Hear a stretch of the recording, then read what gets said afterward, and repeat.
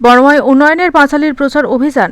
বড়োয়া বিধানসভার বড়োয়া ২ নম্বর ব্লকে উন্নয়নের পাঁচালী প্রচারাভিযান করলেন বড়োয়া ব্লক তৃণমূল কংগ্রেসের দক্ষিণের সভাপতি মাহে আলম, যুব তৃণমূল সভাপতি বাবাই চৌধুরী ও বড়োয়া বিধানসভার প্রাক্তন বিধায়ক প্রতিমা রজক ও ব্লক কমিটি, অঞ্চল কমিটি ও বুথ সভাপতিবৃন্দ। উন্নয়নের পাঁচালী গড়ে উঠেছে বাংলার চিরন্তন ছন্দময়ী গল্প বলার ধারা থেকে অনুপ্রাণিত হয়ে। এই পাঁচালীতে তুলে ধরা হয়েছে বাংলায় গত ১৫ বছরের উন্নয়নের কথা। সুশাসনের মাধ্যমে বাংলার মানুষকে সমৃদ্ধ করার গল্পই উঠে এসেছে এই ব্রতকথায়।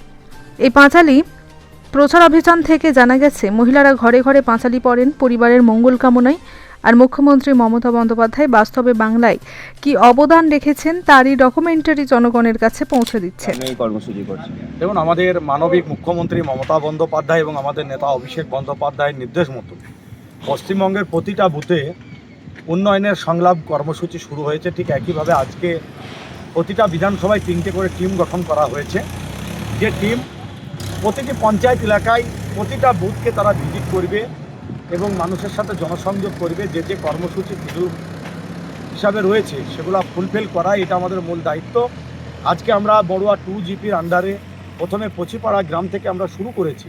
সেখান থেকে শুরু করে আমরা বোলপাড়া এবং পালি এবং ফতেপুরের 2টি বুথ এবং আমরা যে গ্রামশালিকায় যে আজকে আমাদের প্রোগ্রাম শেষ হবে। এইভাবে আমাদের নেত্রী মমতা বন্দ্যোপাধ্যায় যেভাবে মানুষের কাছে যে 15 বছরের উন্নয়নের পাঁচালী, যে 15 বছরের রাজ্য সরকারের যে কাজের খতিয়ান, এটাই আমরা মূলত মানুষের কাছে গিয়ে তুলে ধরছি। উন্নয়নের কথা, মমতা বন্দ্যোপাধ্যায় কী কাজ করেছে, সরকার কী কী কাজ করেছে, সেগুলোই আমাদের তুলে ধরা মূল লক্ষ্য আজকের এই কর্মসূচির মাধ্যমে।